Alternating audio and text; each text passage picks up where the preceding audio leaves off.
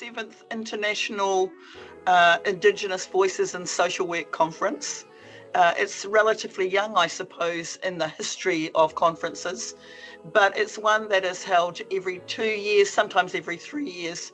And we alternate between the Northern Hemisphere and the Southern Hemisphere in terms of who then tonos to be the hosts or the mana whenua of the kaupapa. It's a kaupapa that is a social worker by profession and qualification I've been involved in since its inception.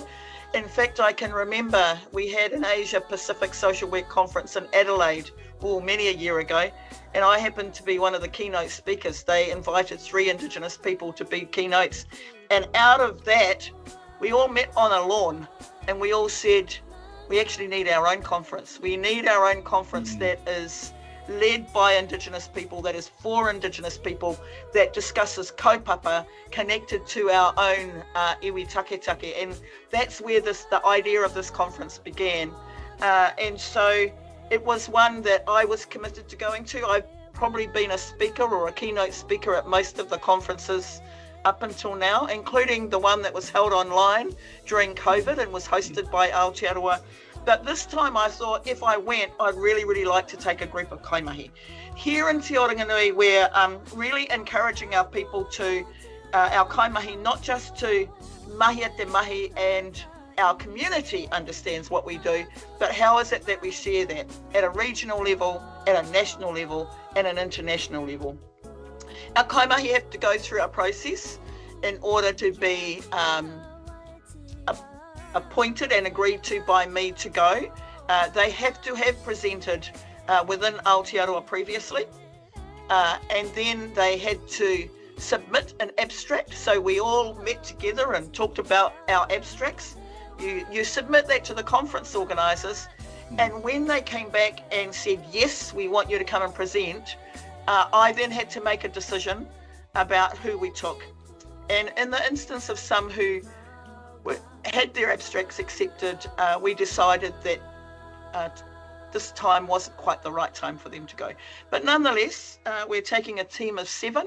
We have 6 abstracts that have been accepted, and they cover the real plethora, really, of what it is. 1, that we do in Te Oranganui, but 2, what we do at a wider iwi level as well.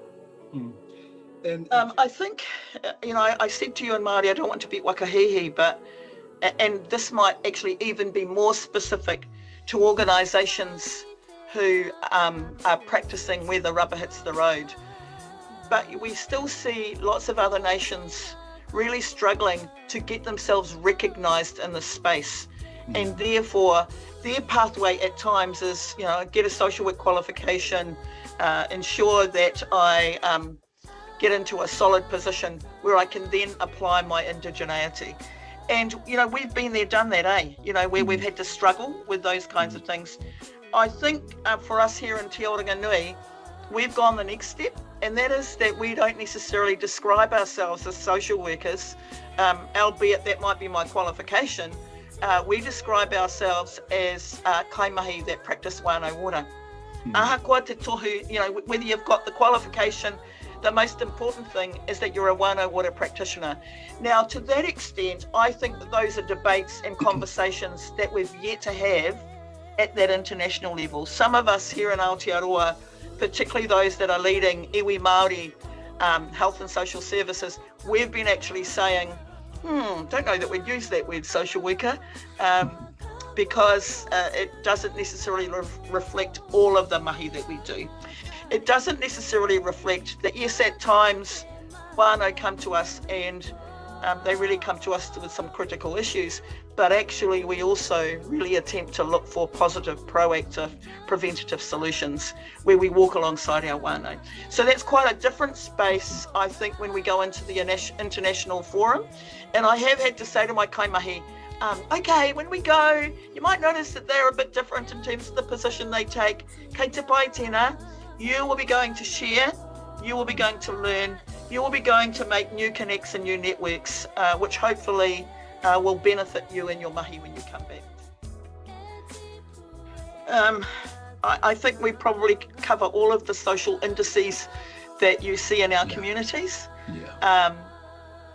and that's quite sad, really, you know, and particularly in the current environment, we are seeing a lot of those issues of poverty, of housing, of unemployment, of justice, you know, the whole the whole gambit are really being increased.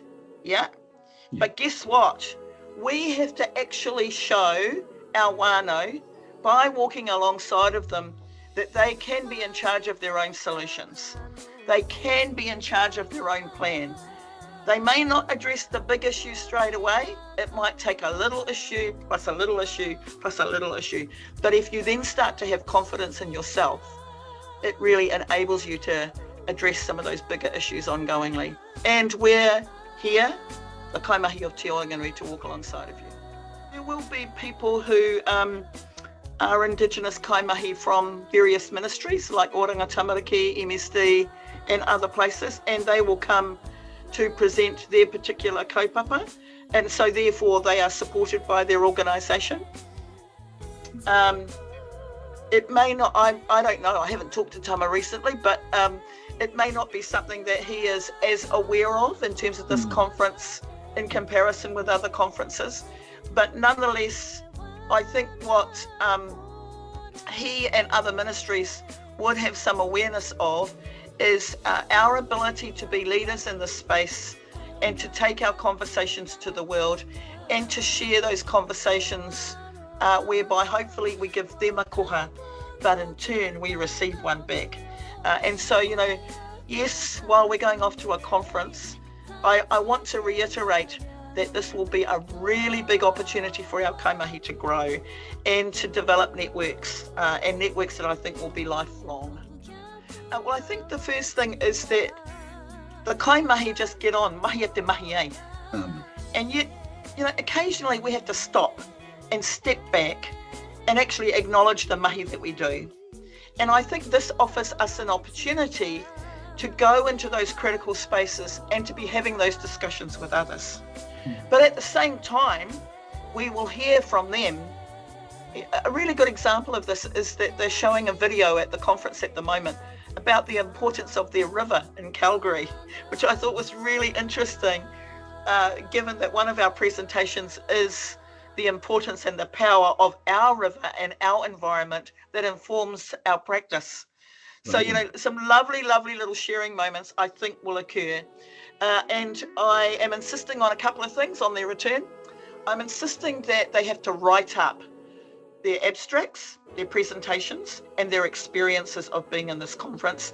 And we will then look at where we can publish those, where we can present them back to our staff, where we can present them to other forums. I think that this offers a really, really valuable opportunity, and I'm really excited to be taking a group of staff with me to this conference. We leave on Saturday, so it's Thursday today. We're leaving on Saturday, and the conference itself, so we fly Palmerston North, Auckland, Vancouver, Calgary. It's a long flight, long flight, and we're there for 5 days, Monday through to Friday, and then most of the rōpū will be flying home. A few of us might have a few days holiday before we fly home. Yeah.